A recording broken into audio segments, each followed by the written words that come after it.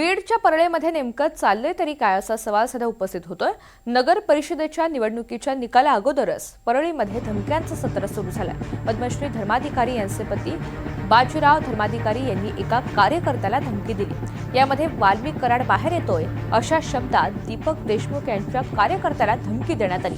धर्माधिकारी हे अजित पवार गटाचे आहेत। त्यांच्या रडारवर शरद पवार गटाचे दीपक देशमुख असल्यामुळे नव्या वादाला तोंड फुटलंय। तुम्ही दीपक देशमुख यांच्यासोबत राहू नका, वाल्मिक कराड लवकरच बाहेर येतोय, ते साहेबांच्या रडारवर आहेत, त्यामुळे तुम्ही माझ्यासोबत राहा, असं एका ऑडिओ क्लिपमध्ये म्हटलं गेलंय।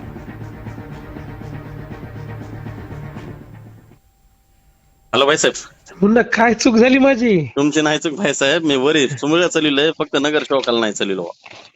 वरी काय चाललं? अध्यक्ष पदाला सगळं आपलं चाललोय, फक्त नगर सेवकाला नाही चालले। अभिमान भाऊ ना मला निरोप दिला होता। हो ना, म्हणले भाईसाहेब कारण मी तुला आता एवढे जीवाभावातले आपण सगळे मिळून करणं नाही बाकी काही नाही, जायचीच गरज नव्हती तिकडे।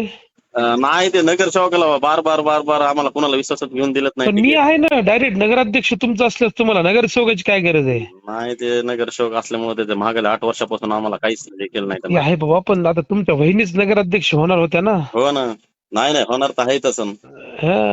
नका त्यासोबत फिरू दीपक सोबत आता, नाही ते साहेबांच्या रडारवर आलंय सगळं। हो आणि आता अन्नाची बेल होणार आहे, सगळं होणार आहे, व्यवस्थित होणार आहे की? हो आणि आता अन्नाची बेल होणार आहे, सगळं होणार आहे, व्यवस्थित होणार आहे की? हो